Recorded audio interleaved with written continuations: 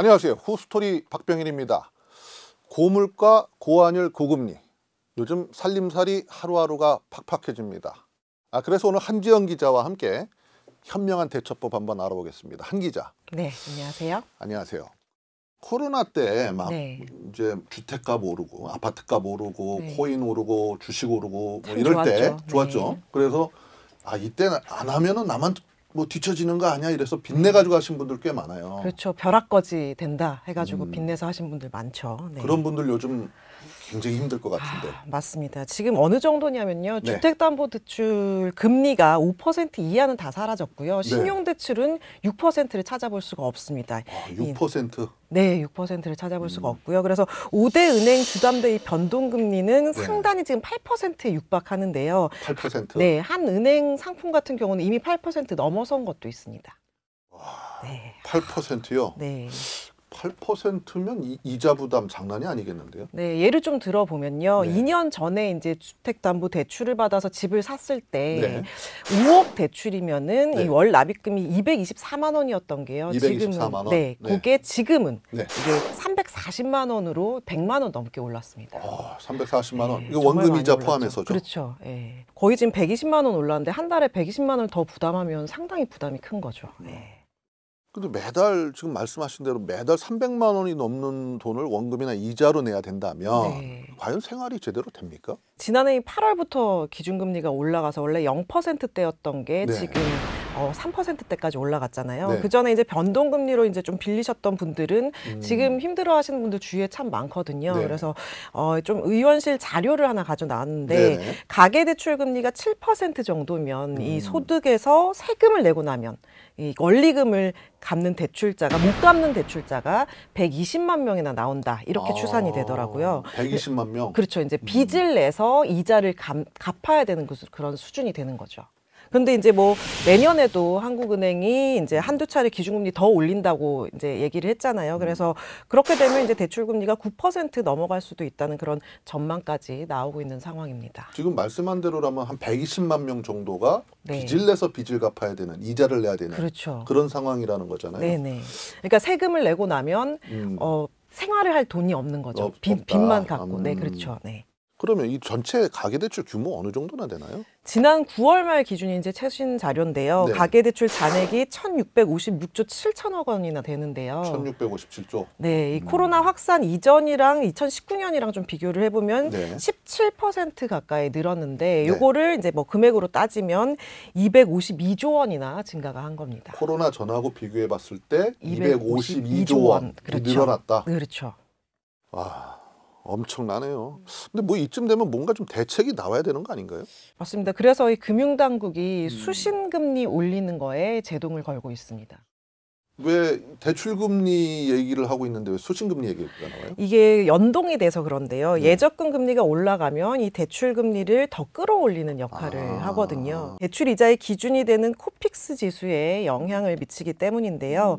돈 끌어올 때 이 금리 같은 걸 계산해서 자금 조달 지수라는 걸 계산을 하는데 그게 이게 코픽스죠. 바로 그렇죠. 네. 이게 바로 코픽스 지수고요. 요걸 만들어서 여기에다 은행 마진 은행 이익, 네. 은행 마진을 붙여서 네. 이 대출 금리를 결정하게 돼서 그런데요. 올 초만 해도 이게 1%대였는데 지금 3.98% 거의 4% 육박하게 4배 올라가서 정도 오른 그렇죠. 거네요. 그래서 사상 지금 최대 수준입니다. 대출 금리를 추가 인상할 가능성이 있기 때문에 대출을 받는 분들은 오히려 그 예금 금리가 인상돼서 얻은 이익을 다시 대출 금리 지급으로 지출해야 되는. 은행이 하는 게 바로 이게 지금 이자 장사잖아요. 그래서 이제 경쟁적으로 더 많은 이자를 주고 돈을 끌어와서 또 이것보다 더 비싼 이자를 주고 이제 빌려주게 되는 거죠. 그러면 금융당국의 그런 대책에 네. 뭐 은행들이 좀 따라옵니까? 네, 최근 이제 기준금리 올린 게 지난달 24일이었잖아요. 네. 요즘에는 은행들이 예대차 공시 때문에 바로 이렇게 기준금리 올리면 바로바로 예금금리에 알려줘야죠.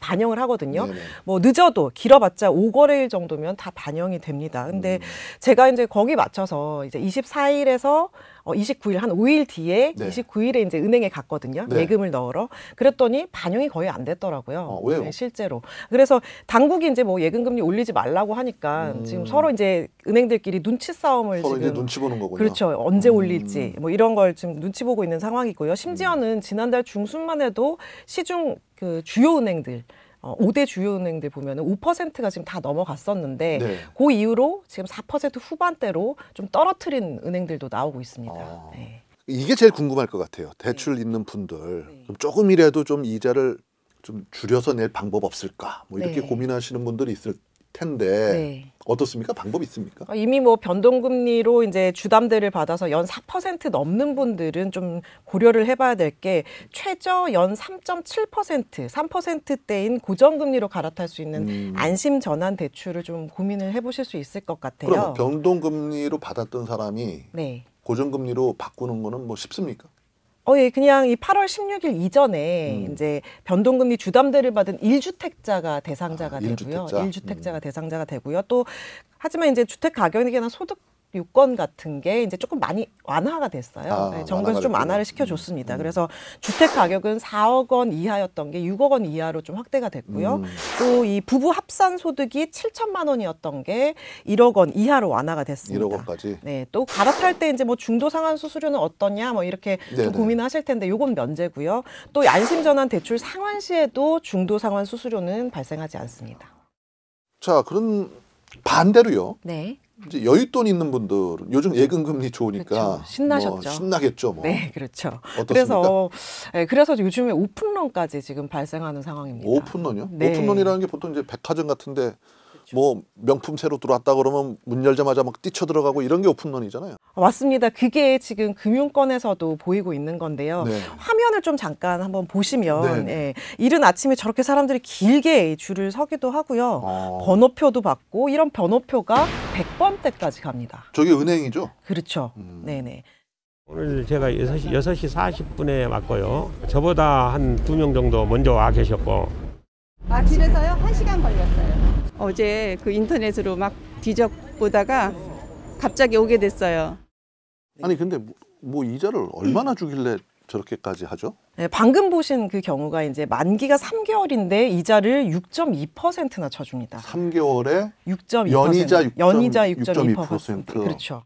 그래서 또 뭐 요즘에는 특히 뭐 신협이나 새마을금고 6.2%는 뭐 그냥 말도 아닌 게 신협이나 새마을금고 같은 상호금융에서는 연 10%짜리까지 나왔어요. 10%요? 네.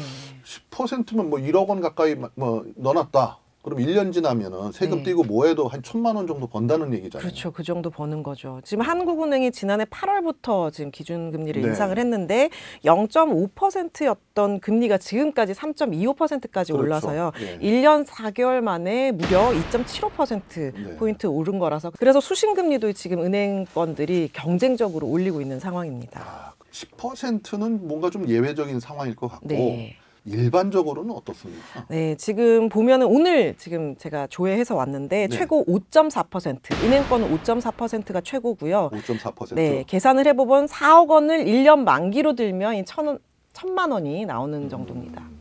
그리고 저축은행은 이거보다 좀 더 높겠죠. 그래서 네. 지금 찾아보니까 6.1%까지 나왔습니다. 6.1%요. 네. 뭐 주식이나 뭐 코인 이런 게 워낙 이제 바닥이니까 네. 이렇게 좀 여윳돈 있는 분들은 은행으로 달려가겠어요, 진짜. 이런 현상을 영머니 무브라고 하는데요. 영머니 무브. 네. 원래는 이 주식이나 코인 같은 이 고수익, 고위험 자산으로 돈이 이동하는 걸 머니무브라고 하거든요. 머니무브. 요거에 반대되는 현상이다 이렇게 보시면 되고요. 주식이나 이 코인 하던 돈뿐만 아니라 적금 들었던 것도 이제 예금 금리가 높으니까 다 모아서 지금 예금으로 넣는 상황인데 인터뷰 한번 준비했으니까 들어보시죠. 네, 지금 다른 은행보다 금리가 많이 높다고 돼 있고 다른 작동 깨서 이로 이동하려고 왔습니다. 네, 그러니까 지금 돈이 있으신 분들은 그냥 다 긁어 모아서 예금을 든다 이렇게 보시면 되는데 지난 10월에 은행에 새로 가입한 정기 예금이 지금 56조 2천억 원으로 20년 만에 최고 기록을 세웠습니다. 저도 좀 저축할 돈이 있으면 좋겠는데 그게 잘 안 되네요. 예. 증시도 불안정하고 집값은 떨어지고 이러니까 사실 투자처가 마땅치 마땅하지 않죠. 않습니다. 예. 그렇기 때문에 뭉칫돈을 이제 예금에다가 묻어두는 거고요. 최신 자료인 6월 말을 좀 보면은 10억 초과한 예금이 지난해 말보다 18조 원 지금 늘어서요. 이게 6월 말 기준입니다. 그 뒤에 더 금리가 올랐잖아요. 그렇죠. 더 많이 모였을 거고. 근데 그래서 지금 6월 말 이후로는 기준금리가 1.5%포인트나 더 올랐거든요. 올랐으니까. 그렇기 때문에 아마 더 많은 돈이 모였을 것으로 예상이 됩니다. 돈 많은 분들은 돈을 버는 거네요. 그렇죠. 예. 근데 좀 궁금한 게 하나 생겼어요. 만약에 뭐 이 12월에 예금을 들었다. 네. 그런데 이제 금리는 계속 오른다. 네.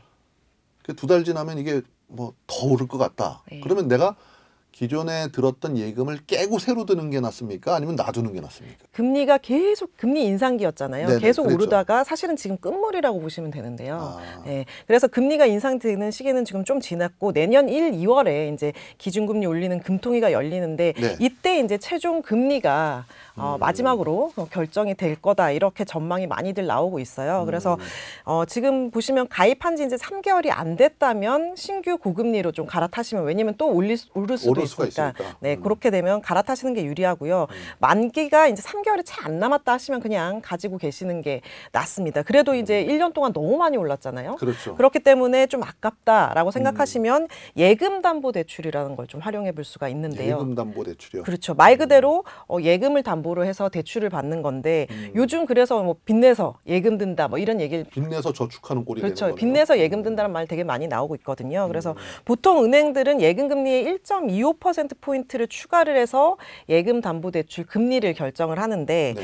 예금 금리 1년 전에 비해서 되게 많이 올랐으니까 몇 달 정도 이제 대출이자 더 내도 이 차익을 낼 수 있는 상황입니다. 궁금한 게 생겼어요. 근데 아까 말씀하실 때 제2금융권 같은데 네. 저축은행 같은데 뭐 10% 상호금융. 사모금융 10%까지 뭐 수신금리 주는 데 있다고 그랬잖아요. 네. 근데 그런데 넣어놔도 뭐 큰 문제는 없습니까? 지금 이제 걱정되는 게 이 금융권에 유동성 위기가 올 수 있다. 뭐 이런 그런 얘기 우려가 나오죠. 나오고 예. 있습니다. 그래서 지금이 뭐 너도 나도 은행들이 그러니까는 1금융권들이 네. 돈을 지금 땡기고 있잖아요. 네. 금리를 수신금리를 높여서. 높여가지고. 예, 그래서 땡기고 있기 때문에 지금 이 금융권이 좀 힘들어지는 상황이고요. 특히나 또 지금 레고랜드 사태 이후에 지금 자금 시장 돈줄이 말라 있습니다. 그렇기 때문에 기업들이 회사채를 발행하기가 좀 힘들잖아요. 돈 네. 모으기가 힘드니까. 네. 그래서 은행 대출을 지금 이용을 많이 하잖아요. 네. 그래서 이 은행들이 이 대출금 수요를 좀 감당을 해야 되잖아요. 또 네네. 마련을 해야 되는데 그러면서 수신금리를 더 높여서 더 많은 돈을 그러니까 빌려줄 돈을 더 많이 땡겨오는 그런 상황입니다. 1금융권이 계속 수신금리가 올라가니까 네. 제2금융권이나 뭐 수신금리 그렇게 막 높이면 네.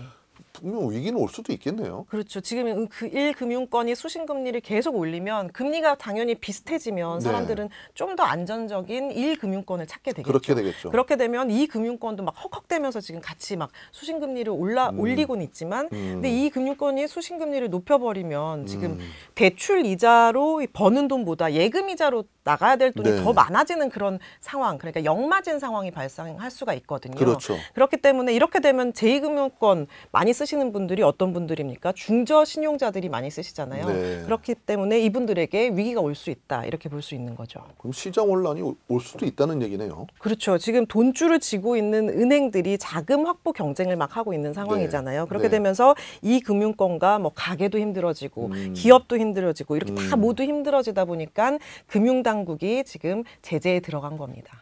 그래도 5천만 원까지 보호가 되는 거죠. 금융회사당 지금 원금 이자 포함해서 5천만 원 예금자 보호가 되고 있잖아요. 그렇기 때문에 이 금융권에다가 예금을 들려고 하시면 5천만 원 내에서 이제 나눠서 은행권마다 그러니까 쪼개서 여러 곳에 분산 예치를 하라 뭐 이런 얘기시네요. 맞습니다. 맞습니다.